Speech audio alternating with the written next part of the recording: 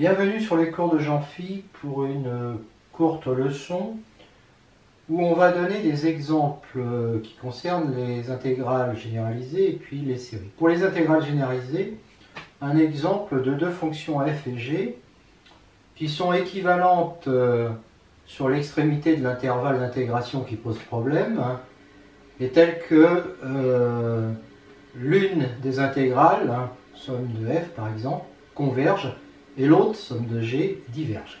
Et puis pour les suites, pareil, on a deux séries, pour les séries, somme des un, somme des vn, avec un, vn équivalent quand n tend vers plus l'infini, et l'une des séries, somme des un par exemple, est convergente et l'autre est divergente. On attaque le cas des intégrales d'abord avec le théorème suivant, fg continue sur ab, b pouvant être plus l'infini, on suppose que l'une des fonctions garde le même signe sur un voisinage v de b et que les deux fonctions sont équivalentes au voisinage de b. Alors leurs intégrales, somme de a à b de f et somme de a à b de g, sont de même nature. Ça veut dire que si l'une est convergente, l'autre est convergente, si l'une est divergente, l'autre est divergente. Démonstration, comme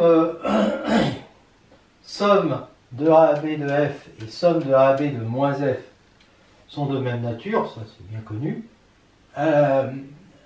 et ainsi que somme de a à b de g et somme de a à b moins g, on peut supposer que c'est f qui garde le même signe et que ce signe est positif au voisinage de b.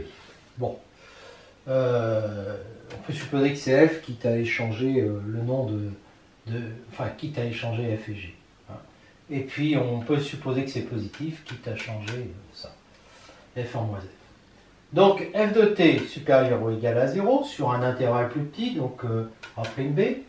Et de plus, on sait que les fonctions sont équivalentes, donc on peut trouver c entre a' et b et une fonction epsilon sur cb, en vérifiant limite de epsilon de t quand t tend vers b égale 0 et g de t égale f de t facteur de 1 plus epsilon de t. Ça veut dire que f de t est équivalent à g de t au voisinage de b. D'accord?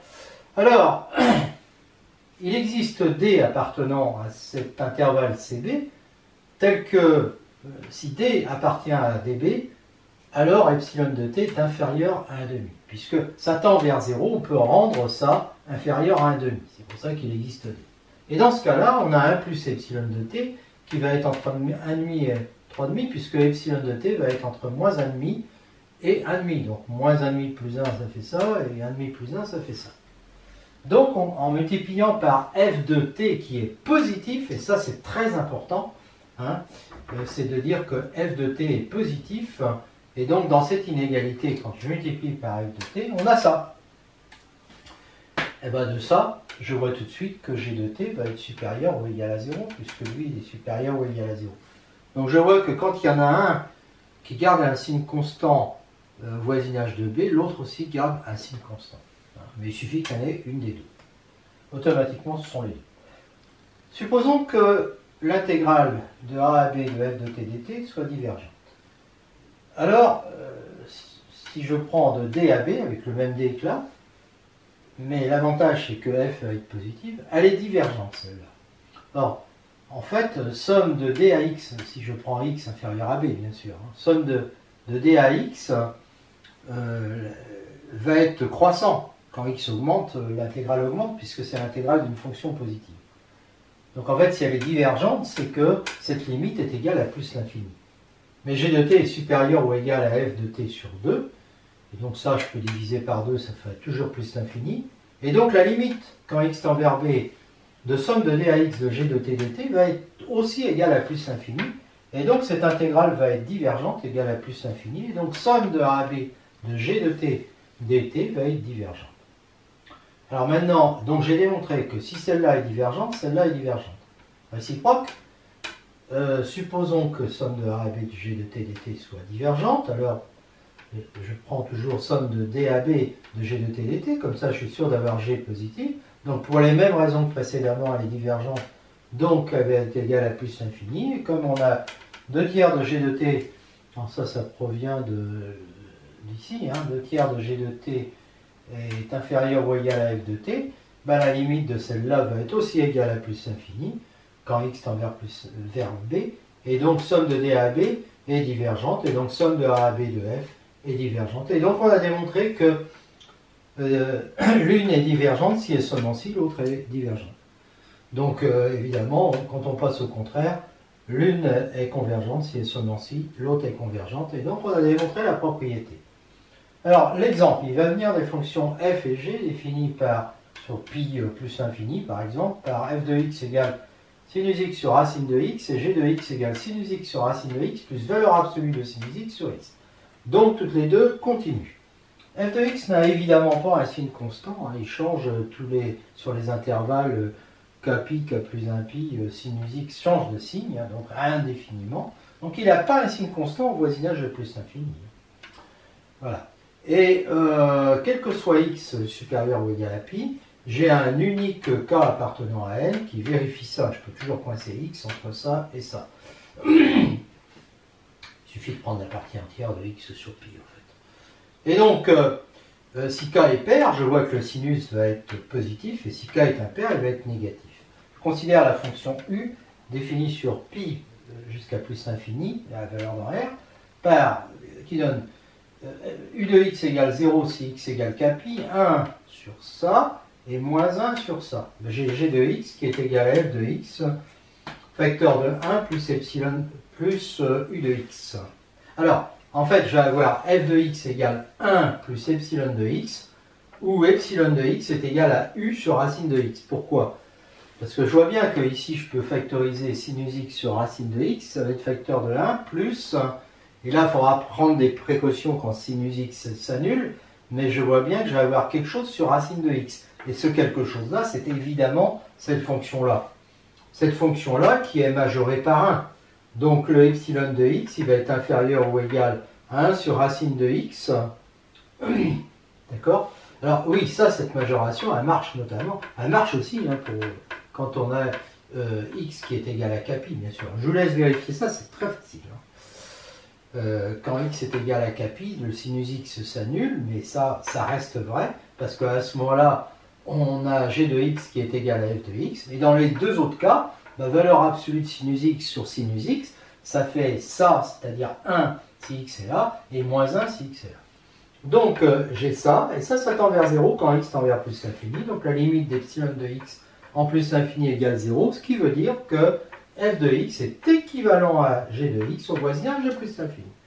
Et bien ce qu'on va démontrer, c'est que cette intégrale-là entre pi et plus l'infini est convergente, et celle-là par contre est divergente. Et on va démontrer qu'elle est divergente en démontrant d'abord que celle-là, cette intégrale, va être divergente. Plus une convergente, ça nous fera une divergente. Et le problème vient du fait que f, c'est évident sur f, mais ça l'est automatiquement pour g parce qu'elles sont équivalentes. Oui, parce qu'on a démontré hein, qu'elles sont équivalentes. Ne garde pas un signe constant sur pi plus l'infini. Alors montrons que cette intégrale est convergente en considérant i de x avec x supérieur à 1, que j'intègre par partie. Je vous laisse vérifier, hein, c'est très facile. J'intègre le sinus et puis je dérive le t à la puissance moins 1,5. Bon, j'appelle j de x, ce truc-là. I de x est donc égal à, alors là je prends en borne, moins cosinus x sur racine de x, plus cosinus 1 fois la racine de 1 qui fait 1. Donc ça fait ça, moins j de x. Ça, cosinus t sur t à la puissance 3,5, en valeur absolue, c'est inférieur ou égal à 1, sur t à la puissance 3,5, et 3,5 est supérieur à 1. Donc, ça veut dire que cette intégrale-là va être absolument convergente. Elle est absolument convergente. Donc, convergente. Et comme de plus, ça, donc la partie qui était devant, hein, tend vers cosinus 1, c'est-à-dire converge quand x tend vers plus l'infini, hein, tout simplement parce que ça c'est inférieur ou égal à 1 sur racine de x qui tend vers 0 quand x tend vers plus l'infini. On en déduit que somme de 0 à plus l'infini de sinus t sur t dt est convergente et égale à cosinus 1 moins somme de 0 à plus l'infini de cosinus t multiplié par t à la puissance moins 3,5 sur 2 dt. eh bien on va voir qu'elle n'est pas absolument convergente. C'est-à-dire que cette intégrale est divergente. Démonstration, je prends n supérieur ou égal à 1, je me mets sur cet intervalle-là, en prenant n supérieur ou égal à 1, pi est supérieur à 1, parce que j'étais parti de 1. Eh bien, j'obtiens que sinus t sur t va être supérieur ou égal à sinus t, et là je prends la plus grande valeur possible pour t entre ça et ça, donc c'est n plus 1 pi. Donc je vais avoir cette intégrale-là qui va être supérieure à ça. Mais t donne valeur absolue de sinus t, j'ai représenté ça, et pi périodique sur R+, et donc l'intégrale entre npi et n plus 1 pi, c'est la même qu'entre 0 et pi, et là sinus t est positif, j'intègre, et je trouve 2. Donc ça veut dire que cette intégrale-là va être supérieure ou égale à 2 sur n plus 1 pi. Alors maintenant, si je fais somme de pi à npi de ça, pour n supérieur ou égal à 2, je vais séparer, hein, je vais aller de pi à 2pi, de 2pi à 3pi, 3pi, etc., à 4pi. Et donc je fais somme de k égale 1 à n-1, de somme de kpi à k plus 1 pi, valeur absolue de sinus t sur t dt, et là je vais dire que c'est supérieur, chacun est supérieur à 2 sur k plus 1 pi. D'accord? Or, ça c'est une série qui est divergente parce que c'est équivalent à 2 sur k et l'exposant sur k est égal à 1, donc c'est divergent. Et donc ça veut dire que c'est égal à plus l'infini cette somme-là. Cette somme-là est égale à plus l'infini. Donc, oui c'est ça, j'ai mis pour k égale 1, c'est bon. Donc ça veut dire que l'autre qui est plus grande, somme de pi à npi de valeur absolue de sinus t sur t dt quand n tend vers plus l'infini, sa limite quand n tend vers plus l'infini, justement, puisque celle-là, sa limite c'est plus l'infini, l'autre ça va être, qui est plus grande, c'est plus l'infini aussi. Et donc ça veut dire que celle-là est divergente et égale à plus l'infini, et donc puisqu'il n'y a pas de problème entre 1 et pi, j'en déduis que celle-là est divergente. Voilà. Donc j'ai une intégrale simplement convergente, mais qui n'est pas absolument convergente. Et donc ça, c'est divergent. Alors, j'ai démontré que ça, c'était convergent. Maintenant, si je rajoute à cette fonction une fonction dont l'intégrale est divergente, ce qui est le cas de celle-là, bah, j'obtiens évidemment une intégrale, hein, c'est une propriété du cours, j'obtiens une intégrale d'une fonction qui, enfin, l'intégrale va être divergente. Voilà. Et donc, j'ai finalement une convergente, hein, la somme de f de t, je reprends mes notations tout à l'heure, dt est convergente, et la somme de g de t dt est divergente. Alors, d'où ça vient? Ben, ça vient du fait que ce n'est pas des fonctions qui gardent le même signe. Si je prends la première, sinus t sur racine de t, ben, évidemment, le sinus t, il change constamment de signe, il fait ça, clac, il n'arrête pas de changer infiniment de signe, donc il ne garde pas un signe constant au voisinage de plus l'infini, et c'est ça le problème en fait.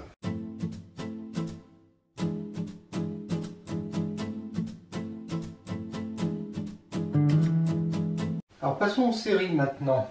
Donc avec les séries, on a le théorème suivant. Si somme de un et somme de vn sont deux séries réelles, telles que le terme un est équivalent à vn au voisinage de plus l'infini, et telle que l'une des deux garde un signe constant, par exemple un, pour n supérieur ou égal à n0, alors les deux séries sont de même nature. Alors on peut remarquer que comme somme des un et somme des opposés moins un sont de même nature, ainsi que pour vn, hein, on a le droit de supposer que un est supérieur ou égal à 0 pour n supérieur ou égal à n0, hein, puisqu'on a dit un terme constant à partir d'un certain rang n0. Un est équivalent de Vn, donc il existe n1 supérieur ou égal à n0 et une suite epsilon n définie pour n supérieur ou égal à n1, tel que Vn est égal à un facteur de 1 plus epsilon n, quel que soit n supérieur ou égal à n1, et limite de epsilon n en plus infini égale 0. Ça, c'est l'équivalence de un et Vn. Donc il existe un rang n supérieur ou égal à n1, tel que pour n supérieur ou égal à n, Et bien comme ça tend vers 0, on va le rendre inférieur à 1,5 à partir de ce rang-là. Donc epsilon n en valeur absolue inférieure à 1,5. C'est pareil que pour les intégrales. Donc ça nous fait ça, hein, puisque epsilon n est entre moins 1,5 et 1,5, 1 plus epsilon n entre 1,5 et 3,5. Donc on a un, on peut multiplier par un qui est positif des deux côtés, et donc ça nous fait ça. Et donc ça veut dire notamment que Vn va être automatiquement positif pour n supérieur ou égal à n. Donc les deux sont positifs à partir d'un certain rang. Supposons que somme des un soit divergente. Comme un est positif pour n supérieur ou égal à n, on a somme de n à plus l'infini des un est égale à plus l'infini. Mais pour n supérieur ou égal à n, Vn est supérieur ou égal à un sur 2. Donc la somme ici va aussi être égale à plus l'infini puisque celle-là est plus grande que un sur 2. Évidemment, somme des un sur 2 est égale à plus l'infini. Donc somme de 0 à plus l'infini des Vn est égale à plus l'infini. Donc la suite est divergente. Supposons que somme de 0 à plus l'infini maintenant des Vn soit divergente. Bah, comme Vn est supérieur ou égal à 0 pour n supérieur ou égal à n, on a somme de n à plus l'infini des Vn est égal à plus l'infini. Mais pour n supérieur ou égal à n, on a un qui est supérieur ou égal à 2 tiers de un. Donc ça vient de ce qu'on a démontré ici. Et donc on a somme de grand N à plus l'infini des un qui va être égal à plus l'infini. Et donc somme de 0 à plus l'infini des un qui est égal à plus l'infini. Divergente. On a donc somme des un divergente équivaut à somme des Vn divergente. Donc somme des un convergentes équivaut à somme des Vn convergente. Alors un contre-exemple, c'est pas tout à fait un exemple, c'est un contre-exemple. Si je prends cette suite-là et celle-là, donc moins 1 puissance n sur racine de n, puis pour l'autre je rajoute 1 sur n, bon ben la première est alternée. Et parce que 1 sur racine de n tend vers 0 quand n tend vers plus l'infini et qu'il y a un changement de signe. Donc elle est convergente. Elle est convergente et Vn est égal à un facteur de 1 plus epsilon n, où epsilon n, c'est moins 1 puissance n sur racine de n. Parce que si je fais ça multiplié par un, ça me fait bien 1 sur n. Et bien ça tend vers 0, puisque ça, c'est en valeur absolue, c'est 1 sur racine de n, ça tend vers 0 quand n tend vers plus l'infini. Donc un est bien équivalent à Vn. Mais voilà, le problème c'est que somme de 1 à plus l'infini des 1 sur n est divergente. Et donc, là on a la série harmonique. Et donc, elle est divergente. Et donc, somme de 1 à plus l'infini des Vn va être divergente parce que quand on ajoute le terme d'une série convergente au terme d'une série divergente, convergente-divergente, on obtient évidemment une série divergente. Donc d'où vient le problème? Il vient du fait que un ne garde pas un signe constant. D'accord? Alors, comme elles sont équivalentes, lui non plus. Vn ne va pas garder un signe constant. Sinon, un garderait un signe constant. Voilà donc un contre-exemple au théorème. C'est très important que les termes aient le même signe à partir d'un certain... et gardent le même signe, que pour une des deux séries, les termes gardent le même signe à partir d'un certain rang. On va apporter deux petits compléments sur les séries. Ce sont des choses qu'on a utilisées précédemment. Un complément sur les restes et puis un sur les sommes partielles. On a donc deux suites réelles. L'une est positive et la série des un est convergente. Alors si U'N est négligeable devant un, le reste R'N va être négligeable devant le reste Rn. Alors le reste Rn, c'est la somme des UK de n plus 1 plus l'infini, et le reste R'N, c'est la somme de n plus 1 plus l'infini des U'K. Et si U'N est équivalent à un, alors les restes sont équivalents. Démonstration d'abord de la première.